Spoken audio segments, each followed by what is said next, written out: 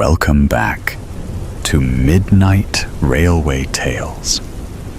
Find a comfortable corner, pull up your blanket, and imagine you are boarding tonight's train with me, leaving the noise of the city far behind.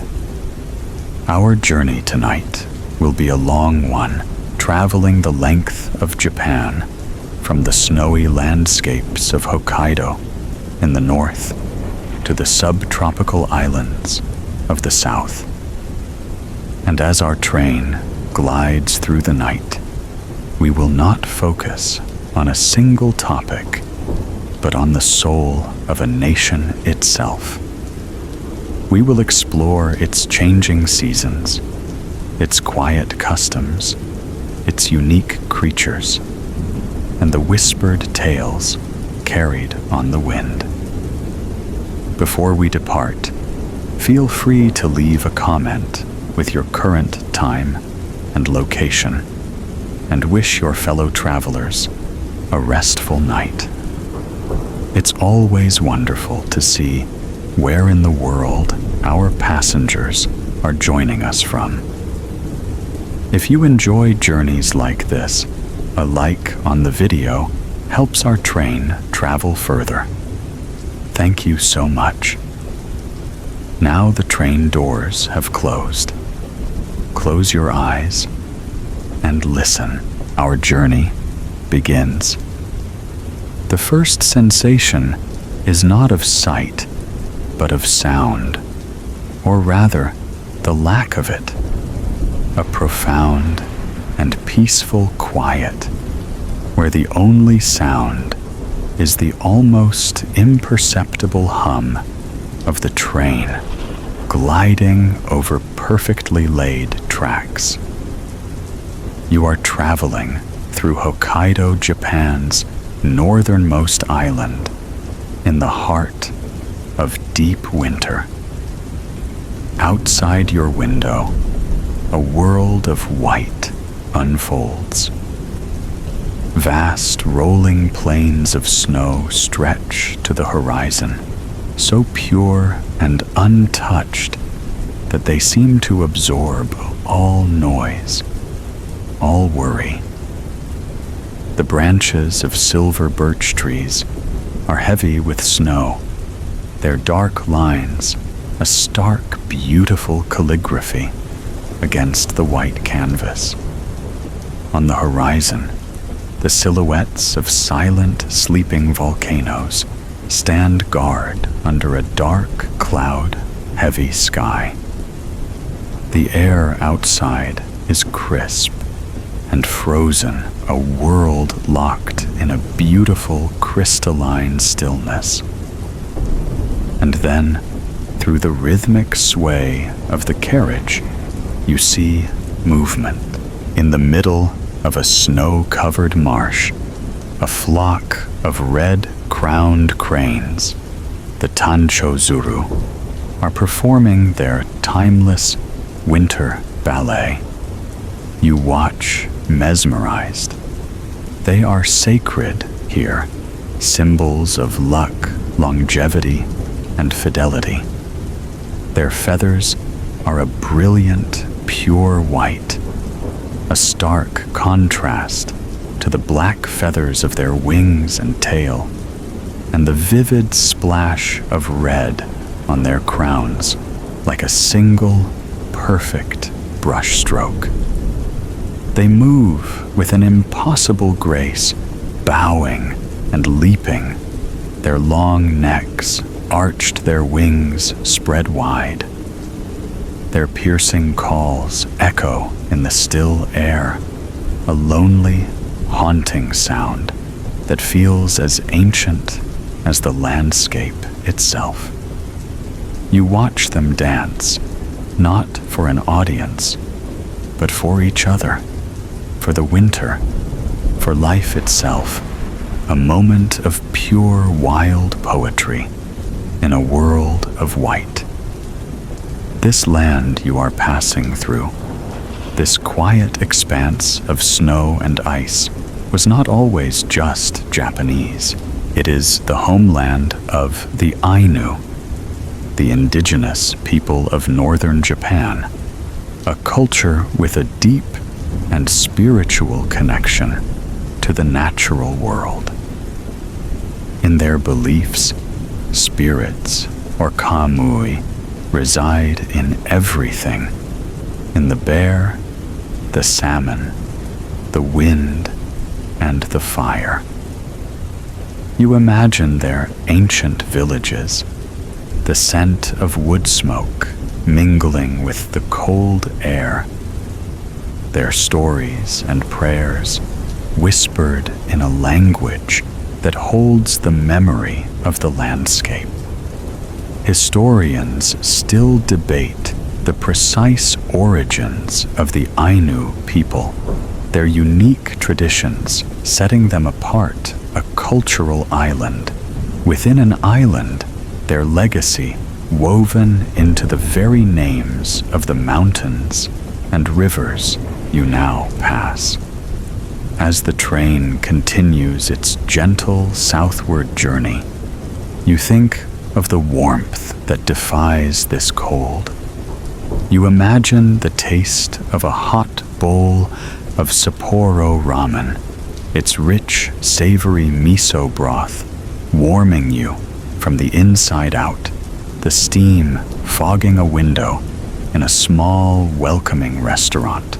Or perhaps you picture the annual snow festival, where this quiet island erupts in a celebration of winter, its artists carving monumental, dreamlike sculptures from ice and snow.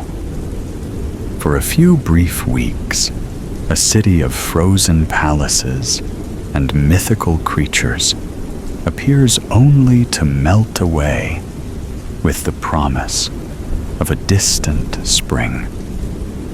You pull your blanket a little closer, feeling the profound peace of this winter sanctuary. The image of the dancing cranes in the snow remains with you, a symbol of the island's wild and resilient soul. The steady rhythmic beat of the rails is a promise pulling you gently away from the winter silence toward the next story, waiting down the line. The steady, almost silent glide of the train is a constant, reassuring presence as you leave the coastline of Hokkaido behind. You feel a subtle shift in the carriage's rhythm as it enters the Seikan Tunnel, one of the world's longest and deepest undersea rail tunnels, plunging you into a brief, complete darkness. It is a moment of pure transition, a quiet passage from one world to another. When you emerge, the landscape has changed. The vast open plains of snow begin to give way to something different, something older. The land rises, and you find yourself entering the deep, mystical forests of Tohoku, the northeastern region of Japan's main island, Honshu. The season is still winter, but it feels less severe here, softened by a heavy mist that clings to the valleys and wreathes the ancient trees in a ghostly veil. You are surrounded by forests of beech and cedar, their branches heavy with green-gray moss, their towering forms disappearing into the low-hanging clouds. The mist muffles all sound, and the world outside your window feels quiet, sacred, and untouched by time. You pass by deep gorges and hidden waterfalls, their roaring waters now frozen into spectacular, silent sculptures of ice. The train weaves through mountainsides, and you feel as though you are journeying through a classic Japanese ink wash, painting a world of subtle grays, deep blacks, and the pure, soft white of lingering snow. And then, for just a moment, a shape detaches itself from the rocky landscape. On a high outcrop, a solitary creature stands perfectly still, watching the train pass with an ancient, unreadable gaze. It is the Japanese sero, the kamoshika. It is not a goat nor a deer, but a unique living relic. A creature that seems to have walked out of the forest's oldest dreams. Its shaggy, dark coat blends with the rocks and trees, a perfect camouflage. In the Ainu folklore of the north, and in the old beliefs of these mountains, the kamoshika was revered as a special messenger, a spirit of the forest. In these woods, it is easy to believe in the old stories of the Kodama, the quiet spirits said to live in the hearts of ancient trees, their faint, translucent forms sometimes visible to travelers who are calm and patient enough to see. These forests were once the domain of powerful samurai clans, their history a tale of resilience and pride. Your train passes through the region of Aizu, and you can almost feel the echoes of their stories in the cold, clean air, the quiet dignity of the last samurai, their code of honor as unbending as the winter landscape. Deeper in these mountains lie hidden onsen towns, hot spring havens like Ginzen Onsen. You imagine it now, a narrow village lining a river, its traditional wooden ryokan's inns glowing with the warm, gentle light of gas lamps. You can almost feel yourself sinking into the hot, mineral-rich water, the steam rising around you, washing away the cold of the journey and the weariness of the world, leaving only a profound sense of peace. Yet these mountains also hold stranger traditions. On the eve of the new year, in some remote villages, men dress as fearsome deities called the Namahaj, their faces hidden behind monstrous red and blue masks, their bodies wrapped in heavy straw capes. They go from house to house, brandishing wooden knives and roaring, asking if any children have been lazy or disobedient. While it seems terrifying, it is a beloved ritual meant to cleanse the home of evil and ensure a good harvest for the coming year. Historians still argue whether this was originally a simple disciplinary tool for children or the remnant of a much older, more mysterious agricultural rite to appease the powerful gods of the mountains. The train continues its steady journey south, leaving the misty forests and their sleeping secrets behind. The warmth of the imagined onsen and the quiet dignity of the samurai linger in your thoughts. The rhythmic sound of the rails has become a steady, familiar heartbeat carrying you ever onward towards the great plains of Kanto, where another world awaits. The train leaves the misty mountains of Tohoku behind, and you feel the landscape begin to change once more. The terrain softens the steep hills and deep gorges, giving way to a vast, flat expanse that stretches out into the night. You have entered the Kanto Plain, the most extensive area of flat land in all of Japan, and on the distant horizon, a new kind of light appears. It is not the singular, lonely glow of a lighthouse, nor the warm flicker of a village lamp. It is a soft, immense luminescence, a pale orange and pink haze that seems to breathe against the dark clouds. It is the light of Tokyo, the largest metropolis on Earth, a city that holds nearly 40 million souls. As your train draws closer, the single glow fractures into 1 billion individual points of light. You glide into a web of unimaginable scale, an ocean of electricity and life.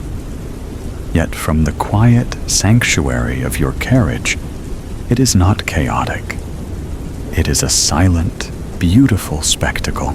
You see endless rows of apartment windows, each one a tiny, illuminated square, each holding a different private story of a life unfolding in the night.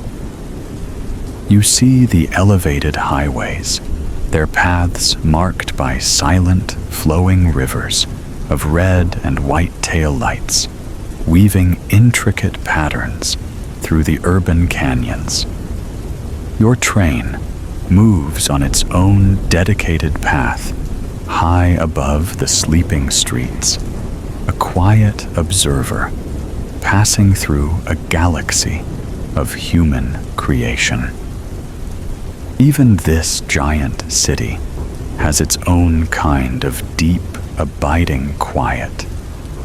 It is the respectful hush inside a public space, the unspoken agreement that allows millions to coexist in harmony. It is the quiet order of a city that works with the precision of a fine watch. And then, nestled between two towering skyscrapers of glass and steel, you see it a pocket of profound darkness and tradition. The curved, elegant roof of a small Shinto shrine, a sanctuary that has stood on this spot for centuries.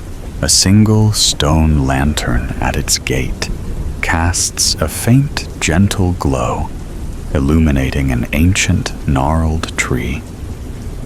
For a fleeting moment, you have peered through a window in time, witnessing a place of peace that has refused to be swallowed by the city around it. It is a reminder that even in the most modern of places, the sacred and the ancient still have their home. You look down into a narrow alleyway as the train passes a place too small for cars, lit by a single swaying red paper lantern. Inside a tiny ramen shop, a lone chef moves with quiet concentration, steam rising from a great pot, his focus absolute. It is a world of its own, warm, inviting, and entirely self-contained. And in a small, dark park, you see the surface of a still pond, its water reflecting the neon signs from a distant building. Just beneath the surface, you can make out the ghostly, colorful shapes of giant koi carp moving slowly and gracefully in the dark water. They are ancient creatures, living symbols of luck and perseverance. Their slow, deliberate movements, a silent rebellion against the frantic pace of the world above. Urban planners and sociologists still debate how Tokyo manages to be the world's most populous metropolitan area, while also being one of the safest and most orderly, a phenomenon often attributed to a deep cultural emphasis on the group over the individual, on harmony over conflict. You sense this harmony in the quiet flow of the city at night, a massive, living organism breathing softly in its sleep. The dense web of lights begins to thin now as your train passes through the city's western suburbs. The neon glow fades behind you, replaced once more by a gentler darkness. You leave the great city behind, carrying with you not a memory of noise or crowds, but of its surprising, hidden pockets of peace. The glowing shrine, the quiet ramen shop, the sleeping fish. The journey continues, the train beginning to climb now towards the dark mountains that guard the sacred sleeping peak of Mount Fuji. The rhythmic hum of the train is a constant companion as it begins its steady climb, leaving the vast, flat plains of Kanto and the sleeping giant of Tokyo behind you. The air inside the carriage seems to grow cooler, cleaner, as you ascend into the mountains of Hakone. The city's ambient glow is now completely gone, replaced by a profound and brilliant darkness, the kind you can only find far from human lights. The night sky, now free from the veil of urban haze, reveals itself in its full glory, a sweeping dome of deep indigo, dusted with the sharp, glittering light of 1,000,000 stars. You are in the heart of early spring, a time of transition, a quiet moment between the stillness of winter and the full bloom of life to come. You travel through dense, ancient forests of cedar and pine, their dark forms creating a soft, shifting tapestry outside your window. The train follows the edge of a deep, volcanic caldera, the ghost of a mountain that collapsed into itself eons ago. And in the center of this vast natural basin lies a great dark body of water, Lake Ashi. You gaze down at its surface, a perfect still mirror, reflecting the star-dusted sky, so clear and motionless, it feels as though the train is flying through space, suspended between two identical heavens. The silence here is absolute, broken only by the gentle sound of your own journey. And then, as the train rounds a particular bend, the trees part like a theater curtain being drawn open for the final act.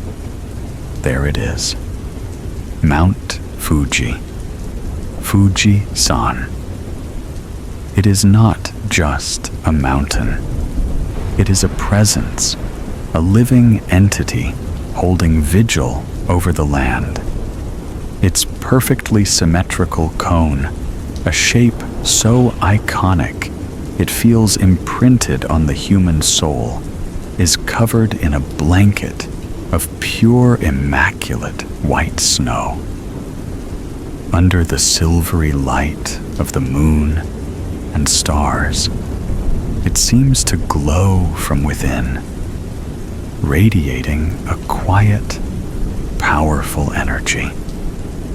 It does not feel like a part of the earth, but rather something that has descended upon it, a bridge between the terrestrial and the divine. You watch, holding your breath, feeling a sense of profound peace and awe wash over you. Here in the mountains, where the air is colder, the sakura, the famous cherry blossoms, are just beginning to awaken. On the branches of trees lining the track, you see the first delicate, pale pink blossoms, like tiny, hopeful stars against the dark wood. Their arrival is a celebrated event, a symbol not just of beauty, but of mano, no-aware, a core Japanese concept, the gentle, bittersweet awareness of the transient, fleeting nature of all things. The blossoms are beautiful precisely because they will not last. This quiet understanding adds a layer of depth to the beauty all around you. You hear a sound, then a clear, beautiful trill cutting through the night. It is the Japanese bush warbler, the uguisu, whose melodic song is one of the first true heralds of spring in Japan. The hillsides around the lake are dotted with the faint, warm lights of traditional inns or ryokan. You imagine guests clad in their soft yukata robes, stepping out onto wooden balconies to gaze at the same sacred mountain you are witnessing now. Perhaps they are soaking in an outdoor hot spring. An onsen, the steam from the mineral-rich water, mingling with the cool night air, a moment of perfect restorative peace. Deeper in the lake, you know there stands a great red torii gate, marking the entrance to the Hakone Shrine, a spiritual gateway between the world of humans and the world of the kami, the gods who are believed to dwell within Fujisan itself. Geologists and artists still debate what gives Mount Fuji its perfect, almost divinely inspired shape. Is it purely the result of repeated, symmetrical volcanic eruptions over millennia? Or is there some other, more poetic force at play that makes it the world's most recognized and revered peak? The question hangs in the crisp night air, as unanswerable and as beautiful as the mountain itself. The train moves on, and slowly the sacred mountain recedes from view, though its image is now imprinted in your mind. You carry with you the scent of the first cherry blossoms and the feeling of profound, silent awe. The journey continues westward, climbing ever deeper into the mountainous heart of Japan, towards the majestic Alps. The train moves with a quiet, powerful grace, leaving the foothills of Hakone behind, as it ventures deeper into the mountainous heart of Japan's main island, Honshu. The landscape becomes even more dramatic now. You are entering the Japanese Alps, a magnificent series of mountain ranges whose peaks are sharper, more rugged, and wilder than Fuji's serene solitary cone. The air grows colder still, and you can see pockets of deep, pristine snow lying in the shadowed valleys, stubborn remnants of a long winter, even as the first signs of spring try to awaken on the lower slopes. The train follows winding river valleys, crosses high iron bridges over deep ravines, and disappears into long, dark tunnels before emerging into another breathtaking vista. As the train navigates a high mountain pass, you look down into a secluded, almost hidden valley below. And there, you see something that seems to have been lifted directly from a fairy tale. It is a village like Shirakawa-go or Gokayama, one of the remote communities famous for their traditional gasho zukuri farmhouses. Their defining feature is the steep triangular thatched roofs built like hands clasped together in prayer or gasho. You understand immediately why they were built this way. They are designed to withstand the immense weight of the heavy snow that blankets this region for months on end. At night, with soft, warm light glowing from the paper shoji screens of their windows, the houses look like little triangles of history and warmth huddled together against the vast, silent indifference of the mountains. These were not just houses. They were self-contained worlds. For centuries, the people of these valleys lived in relative isolation, developing a unique and sustainable way of life. The large attic spaces beneath the steep roofs, often shrouded in shadow and smelling of old wood and smoke, were not used for storage, but for sericulture, the delicate art of raising silkworms. You can almost hear the quiet, organic rustle of thousands of tiny silkworms munching on mulberry leaves, a soft, living sound that would have filled these homes day and night. The silk they produced was a source of income, a connection to the outside world, a fragile thread of commerce woven in the heart of the mountains. You think of the simple, hearty food that sustained these communities. Grilled river fish, the iwana pulled from the clear, icy mountain streams. Wild mountain vegetables, or sansai, foraged from the forest floor. And perhaps a small cup of warm, cloudy sake to ward off the deep chill of the alpine night. The train journey takes you near another famous valley, Jigokudani, which translates to Hell Valley.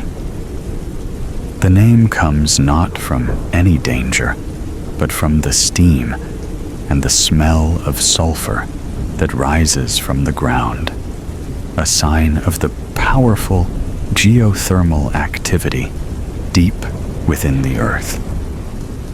It is here you picture one of Japan's most iconic and endearing sights.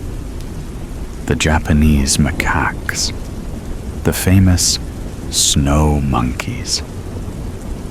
You see them in your mind's eye, their wise, intelligent red faces framed by a thick mane of brown fur, their bodies dusted with freshly fallen snow. They sit contentedly in the steaming, natural hot springs, grooming each other, their young ones playing nearby their dark eyes, full of a calm, ancient wisdom. They are a community of primates who have learned to find warmth and peace in the geothermal heart of these harsh, cold mountains, a living symbol of adaptation and resilience. Anthropologists and historians still debate how these isolated mountain communities managed to preserve their unique architecture and communal way of life for so long, seemingly untouched by the rapid modernization that was transforming the cities below. Was it a conscious effort to protect a cherished heritage, or simply a result of their remote, almost inaccessible geography? A happy accident of isolation as the train begins its slow descent from the high peaks. You leave the world of steep-roofed houses and bathing monkeys behind. The image of these self-sufficient communities living in quiet harmony with a harsh but beautiful nature stays with you. It is a testament to a different kind of strength, a different way of measuring time. The air begins to feel a little warmer again as you move down towards the Kansai region, the ancient heartland of Japan, where the serene temples and imperial gardens of Kyoto await your arrival. The descent from the Japanese Alps is slow and graceful, a gradual unwinding from the high-altitude quiet. You feel the air in the carriage grow warmer, the chill of the mountains replaced by the milder, softer air of the lowlands. The landscape outside your window transforms once again. The rugged peaks and deep, snow-filled valleys melt away, replaced by gentle rolling hills and the dark, fertile soil of the Kansai Plain, the ancient heartland of Japan. You have left the wilderness behind and are now entering a landscape shaped by centuries of poetry, art, and prayer. Your train glides not into a station of futuristic steel, but one that feels like a gateway to the past, a quiet threshold to the old imperial capital, Kyoto. You imagine stepping out into the cool spring night. The air carries the faint, sweet scent of blooming plum blossoms and damp earth. The streets here are narrower, more intimate, lined with traditional wooden machiya townhouses. Their delicate, latticed windows and paper screens hide private worlds within courtyard gardens, quiet family meals, the soft sound of a koto being played. You sense the presence of hundreds of temples and shrines, their great curved roofs rising like silent dark silhouettes against the night sky.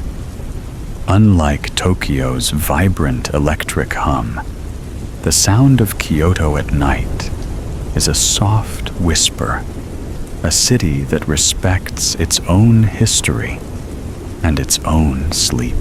Your thoughts wander to Arashiyama, on the western edge of the city, to the famous Sagano bamboo grove. You imagine yourself standing on the path that winds through it, completely surrounded by towering stalks of green bamboo, so dense they form a world of their own. They reach for the night sky, their tops swaying and rustling gently in the night breeze. The sound is a soft, organic sigh, a natural music that seems to wash over you, calming the mind and soothing the soul. It is a sound that has inspired poets and monks for 1,000 years. From the quiet of the bamboo, you picture the district of Gion, the famous geisha district. A light spring rain might be falling now, making the stone-paved streets glisten under the warm, gentle glow of paper lanterns. It is a world of wooden tea houses, hidden restaurants, and unspoken traditions. And then, for just a fleeting moment, you glimpse a maiko, an apprentice geisha, turning down a narrow alley. Her face, with its traditional white makeup, is a stark, beautiful mask in the night. Her colorful silk kimono, a whisper of exquisite art, is the only vibrant splash of color in the muted, rain-slicked darkness. She disappears as quickly as she appeared, a beautiful transient vision, a living piece of art. Your journey of the mind takes a short trip further south to Japan's very first permanent capital, Nara.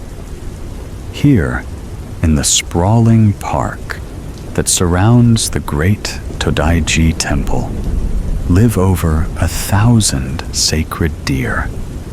You see them now, resting peacefully under the ancient trees at night, their dark, intelligent eyes gentle and trusting. According to Shinto folklore, these deer are considered divine messengers, guardians of the city and its temples. For centuries, they have roamed freely, and a quirky, charming ritual has developed. Many of the deer have learned to bow their heads politely to visitors in a request for the special crackers sold in the park. It is a beautiful and gentle interaction, a symbol of the harmony between nature, spirit, and humanity that defines this ancient place. Back in Kyoto, your thoughts drift to a place of ultimate stillness, a Zen rock garden, perhaps at Ryoan-ji Temple. You picture the scene: 15 stones of different sizes, carefully arranged in a sea of raked white gravel, meant to be viewed from a single vantage point. There are no plants, no water, only stone and sand. Its meaning is an enigma. Historians and philosophers still debate its true purpose. Is it a representation of islands in the sea? A tiger carrying her cubs across a river? Or simply an abstract concept designed to free the mind from logical thought? The answer remains elusive, yet its purpose is clear: to quiet the endless chatter of the mind, and invite a deep, meditative calm. The train begins to pull you gently onward, away from the ancient capital. The images of lantern-lit alleys, serene gardens, and bowing deer follow you like a pleasant, beautiful dream. The air flowing through the carriage begins to change once more, carrying a new scent, a faint, salty tang. You are moving towards the coast again, towards the great Seto Inland Sea, where a different kind of sacred gate awaits your arrival. The train glides out of the ancient heart of Kansai, and the air begins to change once more. The scent of damp earth and city rain is replaced by a cleaner, sharper fragrance. The unmistakable smell of the sea. You have reached the coast, but this is not the wild, churning Atlantic of your earlier travels. This is the Seto Inland Sea, a vast, calm body of water, sheltered by 3 of Japan's main islands, its surface dotted with the dark, peaceful shapes of countless smaller islands, like sleeping giants in the starlit water. The season has gracefully shifted into late spring, and the night air that drifts through the carriage feels mild and gentle.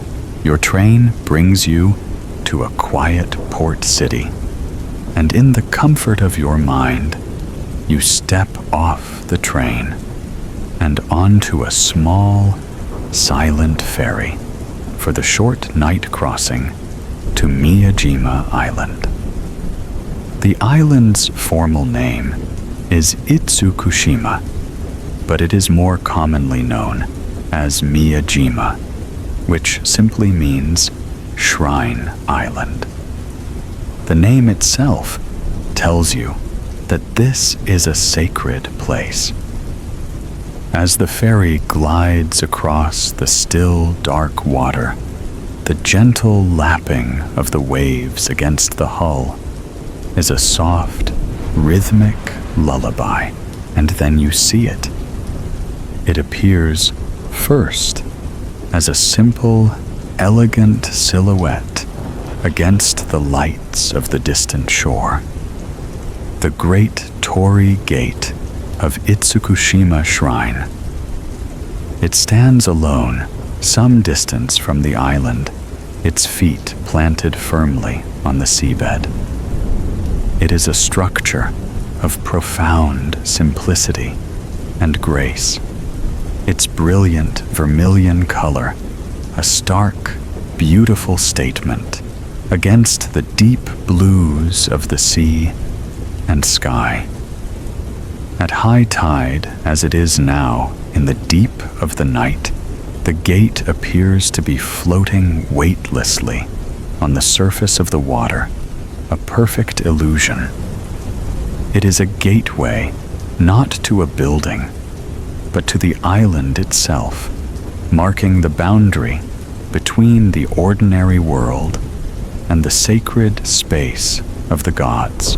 The main shrine complex, too, is built out over the water on sturdy stilts, a decision made centuries ago out of reverence for the island. The entire island is considered a god, a kami, and so, to avoid the disrespect of building upon it, the shrine was constructed in the tidal zone.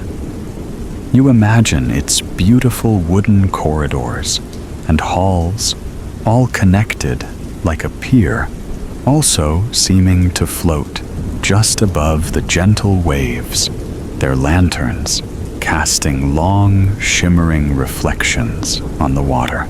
Across the bay, you know that the modern city of Hiroshima is sleeping.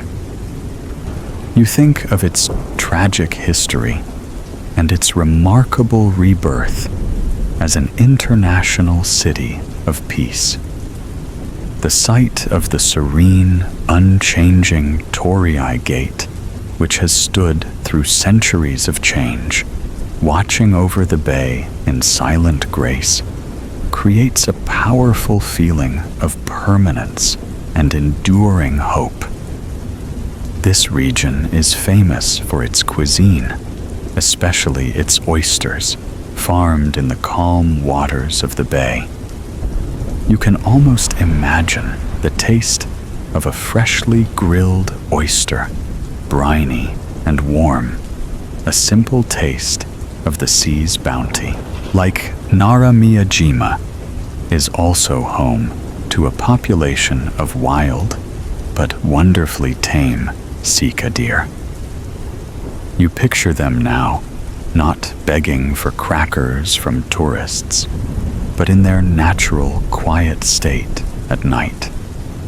Perhaps they are walking silently along the empty lantern-lit streets of the town, or resting on the cool sand of a beach, their forms like soft shadows under the moonlight.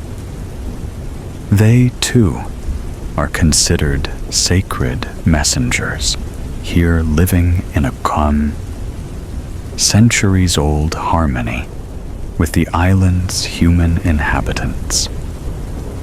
On some warm summer nights, the waters around the island are said to come alive with a faint, magical blue glow. This is the bioluminescent plankton, the umai hotaru, or sea fireflies, that light up when disturbed by the tides, turning the shoreline into a field of fallen stars. Historians and Shinto scholars still debate the exact reasons why the shrine was built over the water. Was it purely an act of reverence for the island deity to avoid tilling the sacred soil? Or was there also a deeper, more practical purpose, perhaps related to the purification rituals of the Shinto faith, which holds water as a powerful, sacred element of cleansing? As your imaginary ferry carries you back to the mainland, the image of the great Vermilion Gate standing silently in the starlit water remains with you. It is a symbol of perfect balance, a harmony between human artistry and the natural world, between the spiritual and the physical. The train is waiting, its quiet hum a promise of further travels, ready to take you west again across the sea to the island of Shikoku, a land of ancient trails and quiet pilgrimage. The train gathers speed as it leaves the coastal city, and soon you are moving not on land, but above the sea itself. You are on the Great Seto Bridge, a breathtaking marvel of modern engineering. It is not a single bridge, but a series of double-decker suspension bridges that leapfrog across the small, slumbering islands of the inland sea, connecting the main island of Honshu to the island of Shikoku. Below you, the sea is a calm, dark expanse of shimmering silk, its surface occasionally broken by the wake of a lone fishing boat. It is the deep pre-dawn hour, that moment of profound stillness before the world awakens, and the air of early summer is mild and filled with the scent of the ocean. You have left the heartland behind and are now arriving on Shikoku, the smallest and most tranquil of Japan's 4 main islands. As the train moves inland, you sense a distinct change. The energy is different here. It is quieter, slower, more rustic. The vast urban networks have vanished, replaced by a patchwork of terraced rice paddies climbing the hillsides. Small farming villages nestled in valleys and mountains covered in dense green forest. The rivers here, like the great Yoshino River, run clear and wild. The entire island feels like a step back in time, a place where ancient traditions are not just preserved, but are still a living, breathing part of the landscape. This entire island is defined by a single, extraordinary journey, the Shikoku Pilgrimage, or the Ohenro. It is a 200-kilometer circular path that connects 88 sacred temples, all associated with the revered Buddhist monk Kukai, who was posthumously known as Kobo Daishi. He was a scholar, an artist, and a mystic who founded the Shingon school of Buddhism in the 9th century. The pilgrimage follows the path he was said to have walked for his own ascetic training, and for over 1,000 years, others have followed in his footsteps. You imagine the pilgrims, the Henro, walking these ancient paths not on a train, but on foot. You see them in your mind's eye, dressed in the traditional white robes, the byakue. The white is a symbol of purity, and in ancient times of death, signifying that the pilgrim was prepared for any hardship on their long journey. They wear conical sedge hats, sugagasa, to protect them from the sun and the rain. And in their hand, they carry a wooden walking staff, the kongodzue. This staff is more than just a support. It is said to be the very embodiment of Kobo Daishi himself, guiding and protecting the pilgrim on their quest. You can almost hear the soft tap, tap, tap of their staffs on the stone paths, and the quiet jingle of the small bell attached to it, a sound that announces their presence and wards off evil. Historians and religious scholars still debate the pilgrimage's original purpose. Was it strictly a path of intense ascetic training, reserved for monks, a way to achieve enlightenment through hardship? Or was it always open to lay people from all walks of life who undertook the journey, seeking worldly benefits, healing from sickness, praying for a good harvest, or simply a profound connection to the land and its spirits? Many of the 88 temples on the route are home to enormous ancient camphor trees, some over 1,000 years old. Their gnarled branches providing a wide circle of deep shade. You can almost smell their sharp, clean medicinal scent, a fragrance that is both calming and clarifying. These trees are considered sacred living witnesses that have watched over centuries of pilgrims who have rested beneath them, their whispered prayers absorbed into the very bark. The clear rivers of Shikoku were also once the last stronghold of the Japanese river otter, the Kawaso. Though now thought to be extinct in the wild local folklore, is filled with tales of the Kawaso as a clever shape-shifting trickster, a yokai that loved sake and would often challenge unsuspecting travelers to a friendly match of sumo wrestling. The train moves on its modern path, often running parallel to the unseen ancient trail of the pilgrims.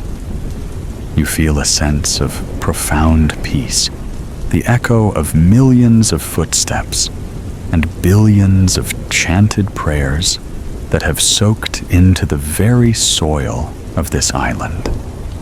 The journey of the Ohenro teaches that enlightenment is not found at the destination, but in the act of traveling itself, in every step, every breath, every kindness received from a stranger along the way.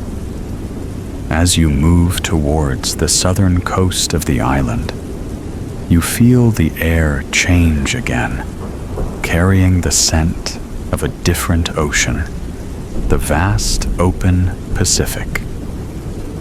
The final leg of your Japanese journey awaits on the volcanic island of Kyushu. The train journey gives way once more to the sea as you imagine yourself on another quiet, steady ferry, crossing the Bungo Channel from Shikoku.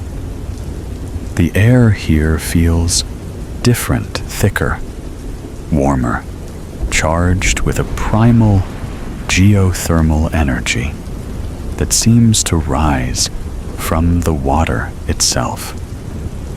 You have arrived in Kyushu, Japan's third largest and most southwesterly main island.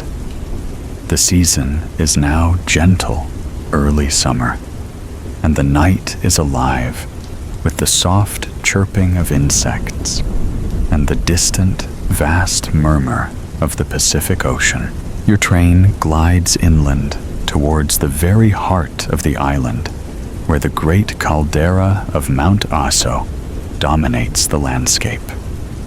This is not a single mountain, but one of the largest active volcanic calderas in the world. A massive ancient crater with a circumference of over 100 kilometers. Within this great basin, towns and villages exist, people living their lives inside the footprint of this immense geological power. You see vast green grasslands stretching across the crater floor, a strangely pastoral and peaceful scene inside such a powerful place. From the central cluster of cones, you imagine a thin, constant plume of white steam rising into the night sky, a quiet, visible breath, reminding you that the earth here is very much alive. Your journey takes you near the coastal city of Beppu, a place famous for its jigoku, or hells. These are not places of punishment, but spectacular hot springs, each with a unique and dramatic character. Their heat, a direct connection to the volcanic heart below. You imagine the Umi Jigoku, the sea hell. Its water, a boiling, stunning shade of cobalt blue, shrouded in a constant cloud of steam. And nearby, the Chinoike Jigoku, the blood pond hell, with its startling rust-red surface colored by the iron-rich clay at its bottom. You sense the raw power of the earth, not as a destructive force, but as a source of strange and compelling beauty.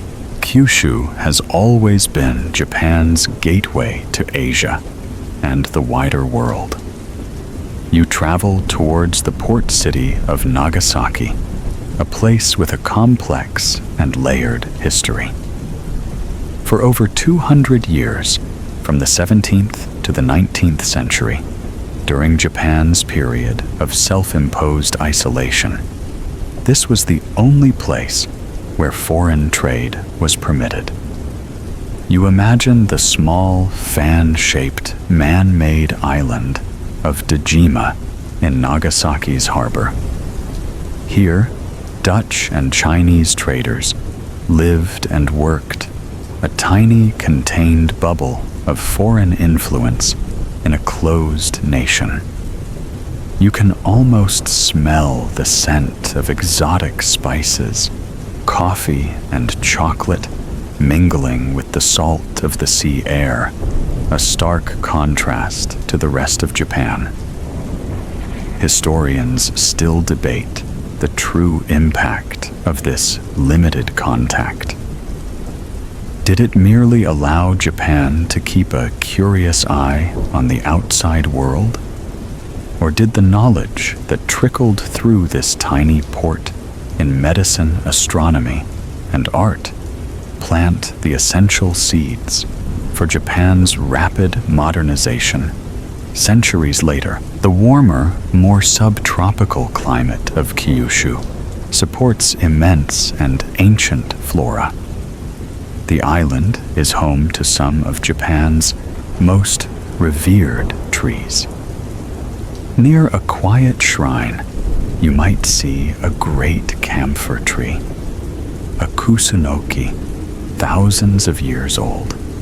Its trunk, immensely wide and gnarled, its branches creating a vast canopy of deep, cool shade. These trees are considered living kami, and their wood, when crushed, gives off a clean, powerful, and calming scent used for centuries in incense and medicine. In the forests, you might also imagine the shy nocturnal tanuki, the Japanese raccoon dog. In folklore, it is a beloved, mischievous trickster, a master of disguise, often depicted with a flask of sake and a promissory note it never intends to pay. It's a symbol of good fortune and harmless fun, a gentle, earthly spirit of the woods. As the train travels to the southern tip of Kyushu, you feel a final shift in the air. It becomes warmer, still more humid, filled with the sweet scent of tropical flowers carried on the breeze from the vast Pacific Ocean. The mainland of Japan is now behind you, its stories of snow, samurai, and shrines fading into a gentle memory. The last leg of your journey awaits a final leap across the sea to the southernmost islands of the archipelago, the subtropical dream of Okinawa. The familiar rhythmic hum of the train begins to fade from your memory, replaced by a new, even more ancient sound. The gentle, rhythmic hush of waves washing onto a sandy shore. Your long journey by rail is over. In your mind, you have crossed the final stretch of sea and have arrived in Okinawa, the southernmost prefecture of Japan, an archipelago of subtropical islands stretching across the turquoise water like a string of scattered jewels. The air here is different, warmer, heavier, carrying the sweet, intoxicating scent of salt and tropical blossoms like hibiscus and plumeria. The season is now deep, balmy summer. The night is soft and alive. This is not the Japan of snow-capped mountains or dense cedar forests. This is a world of brilliant blue-green water, so clear you feel you could see the intricate coral gardens thriving on the seabed below. It is a world of pristine, white sand beaches and rugged limestone cliffs carved by millennia of wind and waves. You imagine yourself standing on a quiet beach at night, the sand still warm beneath your feet, the only light coming from a sky overflowing with stars. They seem brighter closer here, far from any mainland haze, a brilliant canopy of diamonds scattered across black velvet. Okinawa was not always part of Japan. For centuries, it was the heart of the proud and independent Ryukyu Kingdom, a vibrant maritime nation with its own unique language, music, art, and traditions. Its position in the East China Sea made it a vital trading hub, a bridge between Japan, China, and the nations of Southeast Asia. You can feel this unique cultural blend in the very air. You picture the reconstructed Shuri Castle in Naha, its brilliant vermilion architecture and distinctive curved roofs so different from the castles you have passed on the mainland, a proud symbol of Ryukyuan identity. Historians still debate the extent to which Ryukyuan culture was influenced by its powerful neighbors versus how much was purely indigenous. Was it a unique civilization that simply absorbed foreign ideas? Or was it a true hybrid culture born from its special place at the crossroads of great nations on the remote jungle-covered island of Iriomote, a critically endangered subspecies of leopard cat? The Iriomote yamaneko still roams the mangrove forests. It is a living fossil, a secret nocturnal hunter that very few people have ever seen, a symbol of the wild, untamed nature that still thrives in these southern islands. Here, too, you see the great banyan trees with their complex, tangled networks of aerial roots creating strange and beautiful cave-like structures. In local folklore, these ancient trees are said to be the home of playful nature spirits, the Kijimuna, who are known to enjoy fishing and sumo wrestling. But perhaps the most profound story of Okinawa is that of its people. The islands are famous for being one of the world's blue zones, a place where people live exceptionally long, healthy, and happy lives. Their secret is said to be a combination of a healthy diet, rich in local vegetables, strong community bonds, and a deeply held philosophy known as ikigai, a reason for being a purpose that makes you want to wake up in the morning. It is the idea that everyone has a reason for joy, and finding it is the key to a long and fulfilling life.